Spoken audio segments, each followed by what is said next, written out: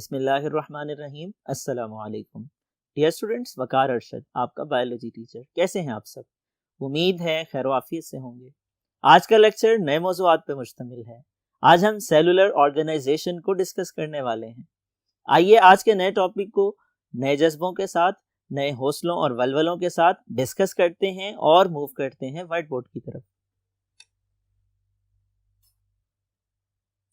Dear students, recall your memory. Previous lecture में हम level of organization को discuss कर रहे थे और इंडिविजुअल लेवल से लेकर के बायोस्फीयर लेवल तक डिस्कस किया था। इंडिविजुअल कब बनता है? जब ऑर्गन एंड ऑर्गन सिस्टम मिलके काम करते हैं।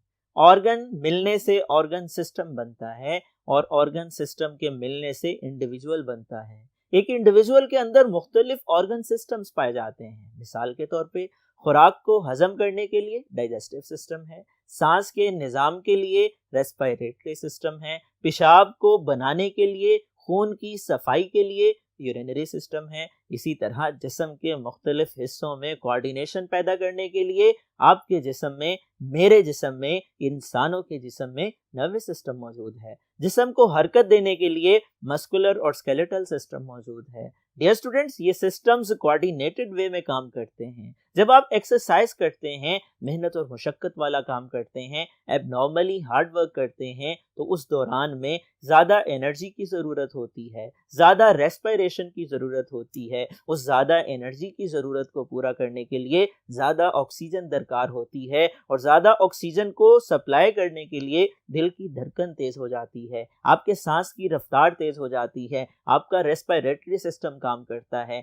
आपका ब्लड सर्कुलेटरी सिस्टम काम करता है और आपका मस्कुलर सिस्टम काम करता है। ये तमाम ऑर्गन सिस्टम मिलकर के काम करते हैं। नतीजे के तौर पे आप हार्ड एक्सरसाइज परफॉर्म कर पाते हैं। डियर स्टूडेंट्स, जब मुख्तलिफ इंडिविजुअल्स जो कि एक जैसे हैं, मिलते जुलते हैं, एक वक्त में एक ही जगह पर इकट्ठे रहते हैं, कुदरती तौर पर आपस में मिलाप कर सकते हैं, अपने जैसे नए जानदार पैदा कर सकते हैं, तो उनके ग्रुप को स्पीशी कहा जाता है।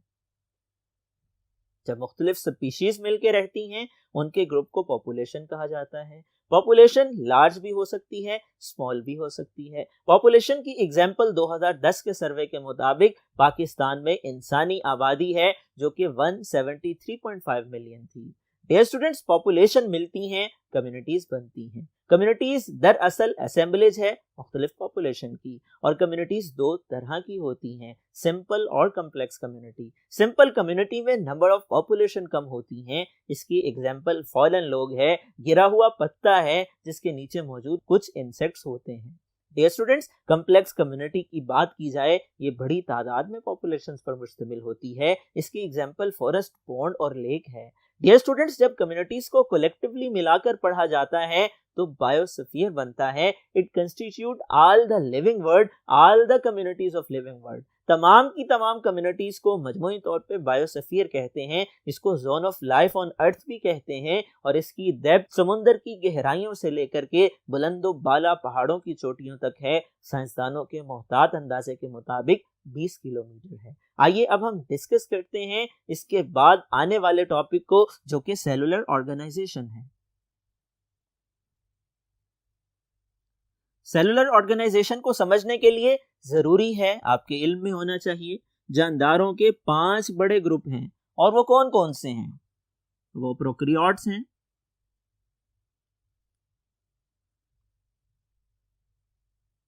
वो प्रोटिस्टा हैं,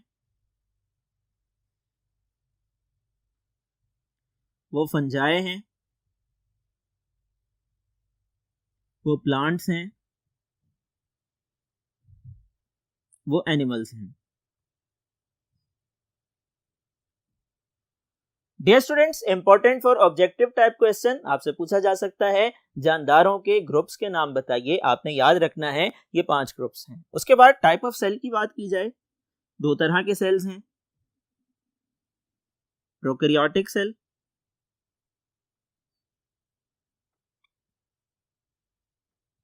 और दूसरी किस्म है यूकैरियोटिक सेल। प्रोकैरियोटिक सेल में न्यूक्लियस नहीं पाया जाता, साइज में छोटे और सादा होते हैं। यूकैरियोटिक सेल में न्यूक्लियस पाया जाता है, साइज में बड़े और पेचीदा होते हैं। प्रोकैरियोटिक सेल की एग्जाम्पल की बात की जाए, इसकी एग्जाम्पल बैक्टीरिया है, इसकी एग्जाम्पल सायानो बैक्टीरिया है। इसी तरह से अगर हम यूकैरियोट्स की बात करें, यूकैरियोटिक सेल की एग्जाम्पल प्लांट सेल है, एनिमल सेल है, फंजाई का सेल है। डियर स्टूडेंट्स, प्रोकैरियोटिक सेल अमूमन ऐसे सेल्स होते हैं जो यूनिसेलुलर ऑर्गेनिज्म में पाए जाते हैं। जो यूकैरियोटिक सेल हैं वो अमूमन मल्टी सेलुलर ऑर्गेनिजम्स में पाए जाते हैं। आइए दोनों में फर्क को डिस्कस कर लेते हैं। डियर स्टूडेंट्स, प्रोकैरियोटिक सेल और यूकैरियोटिक सेल में सवाल पूछा जा सकता है, फर्क बयान कीजिए। आपने 2 लाइनों की सूरत में इसका जवाब देना है। प्रोकैरियोटिक सेल में न्यूक्लियस नहीं पाया जाता, छोटे और सादा होते हैं। यूकैरियोटिक सेल में न्यूक्लियस पाया जाता है, बड़े और पेचीदा होते हैं। आप इंग्लिश में यूं लिख सकते हैं, prokaryotic cell does not have nucleus, small in size and simple in nature. आप लिख सकते हैं, these cells do not have double membrane bounded organelle. इसी तरह यूकैरियोटिक सेल में आप लिख सकते हैं, eukaryotic cells are large and complex. आप लिख सकते हैं, दीज हैव न्यूक्लियस। आप लिख सकते हैं, these have double membrane bounded organelles. आप लिख सकते हैं, these have double membrane bounded organelles. आप मिसालें लिख सकते हैं, प्रोकैरियोटिक सेल की एग्जांपल बैक्टीरिया और साइनोबैक्टीरिया है, यूकैरियोटिक सेल की एग्जांपल एनिमल और प्लांट के सेल्स हैं। डियर स्टूडेंट्स, इसके बाद सेलुलर ऑर्गेनाइजेशन को आइए समझ लेते हैं। सेलुलर ऑर्गेनाइजेशन का मतलब सेल की ऑर्गेनाइजेशन है, और सेल 3 तरीकों से ऑर्गेनाइज हो सकते हैं, और वो 3 तरीके क्या हैं आइए देखते हैं। Number 1, unicellular organisation.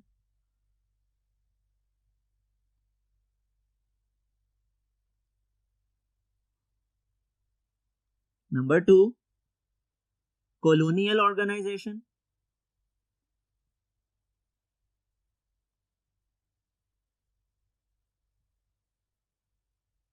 और नंबर 3, मल्टी सेलुलर ऑर्गेनाइजेशन।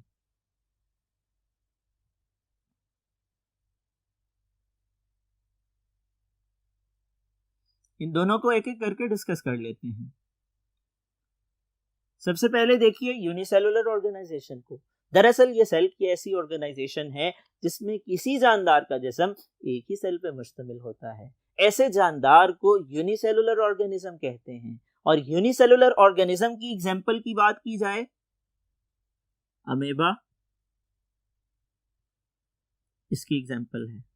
इसी तरह यूग्लिना इसकी एग्जांपल है। इसी तरह पैरामीशियम इसकी एग्जांपल है। इनकी डायग्राम्स आप व्हाइट बोर्ड पे देख सकते हैं। डियर स्टूडेंट्स, ये तीनों यूनिसेलुलर ऑर्गेनिज्म हैं। आइए अब हम मल्टी सेलुलर ऑर्गेनिज्म को डिस्कस कर लेते हैं। मल्टी सेलुलर ऑर्गेनाइजेशन जिन जानदारों में पाई जाती है उन्हें हम मल्टी सेलुलर ऑर्गेनिज्म कहते हैं। मल्टी सेलुलर ऑर्गेनिज्म की एग्जांपल्स की बात की जाए, इसकी एग्जांपल प्लांट्स भी हैं और इसकी एग्जांपल्स एनिमल्स भी हैं।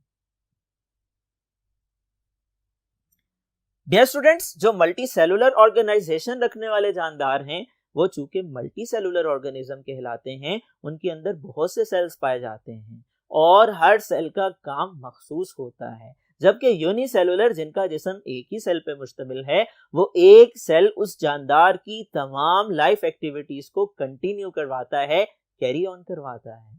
Dear students, multi cellular organization की बात की जाए, 2 तरह के मल्टी सेलुलर ऑर्गेनिज्म होते हैं और उनको हम 2 तरह से क्लासिफाई करते हैं, सिंपल नंबर 1 और कॉम्प्लेक्स नंबर 2।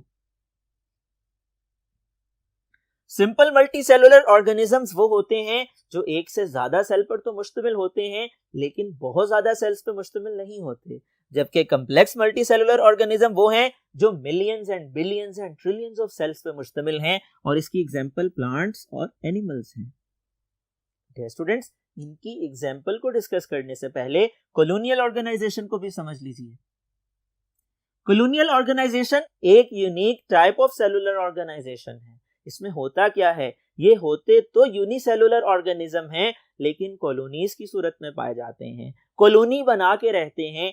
इसकी एग्जांपल आपके सामने व्हाइट बोर्ड पे मेंशन है, वॉलवॉक्स इसकी मिसाल है। ये एक ब्लू ग्रीन एल्गी है और ये यूनिसेलुलर होते हैं। आप देख सकते हैं ये राउंड शेप में है, कॉलोनी बना के रहते हैं। इसमें हर सेल डिपेंडेंट नहीं होता बल्कि इंडिपेंडेंट होता है, अपनी तमाम लाइफ एक्टिविटीज खुद ही कंटिन्यू करवाता है। अलबत्ता मिलजुल के कॉलोनी की फॉर्म में रहने की वजह से इनकी ऑर्गेनाइजेशन को कॉलोनियल ऑर्गेनाइजेशन कहते हैं। Dear students, multi cellular complex organisms की मिसालों का तस्करा किया जाए तो पौधों में मस्टर्ड प्लांट है और एनिमल में फ्रॉग इसकी एग्जांपल है। यहां पर आप मेंशन कर सकते हैं, Volvox is an example of colonial organism in which colonial organization of cell exist। Plants में मस्टर्ड प्लांट्स की बात की जाए, मस्टर्ड प्लांट को सरसों का पौधा कहते हैं। इसको विंटर सीजन में सो किया जाता है और सीजन के एंड पे ये सीड प्रोड्यूस करता है। इसके बीजों से तेल निकलता है। इसके दो तरह के पार्ट्स हैं, number 1 vegetative part, number 2 reproductive part.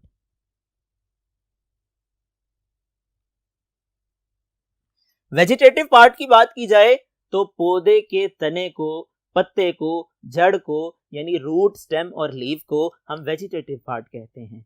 Reproductive part की बात की जाए तो रिप्रोडक्टिव पार्ट फ्लावर को कहा जाता है, फूल को कहा जाता है। डियर स्टूडेंट्स, ये एग्जाम्पल है मल्टी सेलुलर कम्प्लेक्स ऑर्गेनिज्म की, जो कि सरसों का पौधा यानी मस्टर्ड प्लांट है। इसका साइंटिफिक नेम ब्रासिका कैम्पेस्ट्रस है और इसको इटैलिक्स में लिखते हैं या अंडरलाइन करके लिखते हैं। इसी तरह अगर हम बात करें एनिमल्स की तो एनिमल्स में frog complex multi cellular organism की मिसाल है। इसमें ऑर्गन एंड ऑर्गन सिस्टम पाए जाते हैं और इसमें मेल और फीमेल इंडिविजुअल अलग अलग पाए जाते हैं। ये अपनी लाइफ गुजारता है, इसके अंदर कोऑर्डिनेशन होती है, हर ऑर्गन का स्पेसिफिक काम होता है और हर ऑर्गन में हर टिश्यू का स्पेसिफिक फंक्शन होता है। और फ्रॉग का साइंटिफिक नेम राना टिग्रीना है। ये इंफॉर्मेशंस हैं जो आपसे ऑब्जेक्टिव टाइप पोर्शन में पूछी जा सकती हैं, आपने जहन में रखना है। सेलुलर ऑर्गेनाइजेशन पे नोट आ सकता है लॉन्ग क्वेश्चन की फॉर्म में, शॉर्ट क्वेश्चन पूछा जा सकता है यूनिसेलुलर ऑर्गेनाइजेशन के हवाले से, मल्टी सेलुलर ऑर्गेनाइजेशन के हवाले से, कॉलोनियल ऑर्गेनाइजेशन के हवाले से, और ये सवाल पूछा जा चुका है कॉलोनियल ऑर्गेनाइजेशन से मुतल्लिक बोर्ड एग्जामिनेशन में आ चुका है। आपने तमाम पहलुओं को मद्देनजर रखना है, आज के लेक्चर को अच्छी तरह से तैयार करना है। खा वो शॉर्ट क्वेश्चन हो, लॉन्ग क्वेश्चन हो, सब्जेक्टिव टाइप क्वेश्चंस हो या ऑब्जेक्टिव टाइप क्वेश्चन, तमाम सवालात अहमियत के हामिल होते हैं और आपने किसी भी सवाल को इग्नोर नहीं करना, नजरअंदाज नहीं करना। इम्तिहानात में कोई भी सवाल पूछ लिया जाए, आपने स्टेटमेंट को पढ़ने के बाद, समझने के बाद, मार्कर को इस्तेमाल करके, इंक पेन को यूटिलाइज करके अच्छी प्रेजेंटेशन के साथ एग्जैक्ट और एक्यूरेट आंसर लिखना है। डियर स्टूडेंट्स, मुझे उम्मीद है आज का ये लेक्चर आप लोगों ने अच्छी तरह से समझ लिया होगा और आज के इस लेक्चर के साथ पहले चैप्टर का इख्तिताम हो चुका है। मुझे उम्मीद है ये पूरा चैप्टर आप लोगों ने याद भी कर लिया होगा। डियर स्टूडेंट्स, अगले लेक्चर तक के लिए इजाजत दीजिए, अपना ख्याल रखिएगा। अल्लाह हाफिज।